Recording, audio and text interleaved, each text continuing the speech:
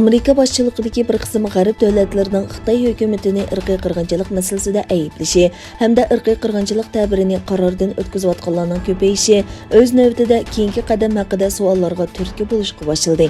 Növbətdə zor bir qism kişilərinin bu xil qırğınçılıqqa qarşı turuşdakı tədbirlərinin biri 2022 yılı Beyjingdə ötküzülməkçi bolayotgan qışlıq olimpik musobaqasını boykot qilish deb qaralayotganligi ma'lum. 17 may günü Uyg'urlar, Tibetlər və Moğollarning chet ellərdəki bir qism ommaviy tashkilotlari dal mushu masalani cho'rdigan holda birlashma bayonot e'lon qilib, xalqaro jamiyatga Uyg'urlarni irqiy qirg'inchilik orqali yo'qotib etishni qasdlayotgan bir hokimiyatning olimpik musobaqasi o'tkazish salohiyati bo'lmasligi lozim degan markaziy uçurini yo'lladi. Dünya Uyghur Qurultayı, Uyghur Hareketi Teşkilatı, Xalqaro Tibet Hareketi qatorliq tashkilotlar birlashma imzo qo'ygan bu bayonotda aniq qilib, 2022 yildagi olimpik musobaqasiga qatnashganlik Xitoyning irqiy qirg'inchilik qilmishini qo'llaganligi barobar deb ko'rsatildi. Mazkur bayonot e'lon qilingandan keyin har qaysi axborot vositalarining kuchli diqqatini qo'zg'adi. Mazkur bayonotni e'lon qilganning ertasi, ya'ni 18 may kuni bu tashkilotlar bir qatimliq muxbirlarni kutib olish yig'ini chaqirib, bu vaqtdagi masalalarga qarab chiqdi. Yig'inda so'z qilgan vakillar navbatda Xitoy hukumatining butun dunyo qarab turayotgan ahvolda aymanmasdan Uyg'urlarni irqiy qirg'inchilik orqali yo'qotib etish va o'zgartirib etishga urinayotganligini yana bir qatim eskartdi.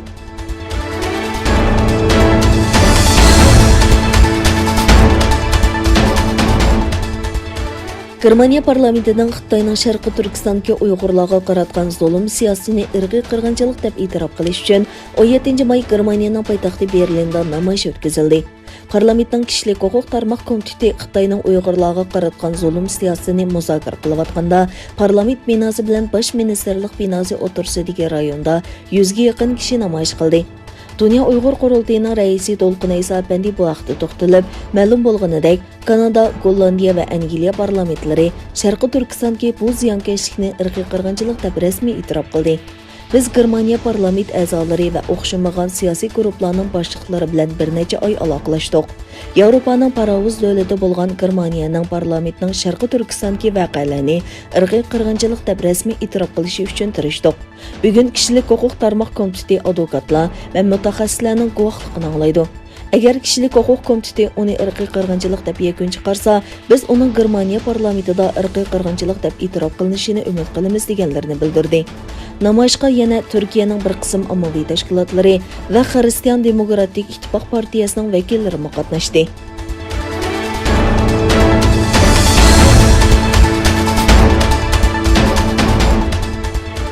Ma'lum bo'lishicha, Amerikadagi texnika shirkiti ئالما شىركىتى eng chong bozorlarning biri bo'lgan Xitoydagi mavjudligini kuchaytirish uchun o'zining sonliq ma'lumotlarini Beyjing hukumati bilan hambaharlagan va App Store'dan hukumatni parokanda qilgan bir qism qo'llanishchan programmalarni chiqarib tashlagan.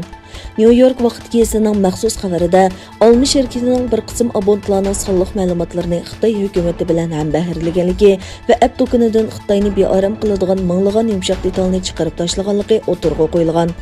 Xabarda aytilishicha, ئالما shirkitining maxfiy ichki xat aloqalari tekshirilgan va ilgari ئالما shirkitida ishlagan yoki hozirmi ئالما shirkitida ishlayotgan kishilar bilan ziyorat o'tkazilgan.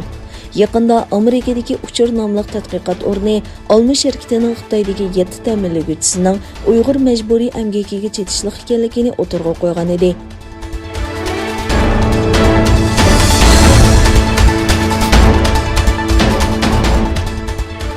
Xitoyning Hong Kong rayonining Tayvandagi vakillik ishxonasining faoliyati to'xtatildi.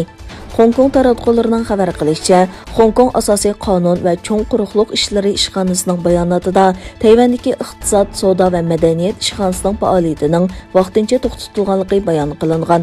Bu qarorga hech qanday paket bilan ta'minlanmagan bayonotda Tayvandagi Hong Kong aholilarining talabining telefon va Hong Kong hukumatining tor bekiti orqali bir taraf qilinganligi ko'rsatildi. Hong Kong asosiy qonun va cho'ng quruqliq ishlari ishxonasining bir amaldori bu qarorning Tayvanda Xitoy virusi voqealarining ko'payishi sababidan chiqarilganligini aytgan. Tayvan bilan Hong Kongning munosabati 2019 yildagi Hong Kongda demokratiyani qo'llaydigan namoyishlar portlab, 2020 yili davlat bexatarlik qonuni yo'lga qo'yilgandan keyin jiddiylashgan.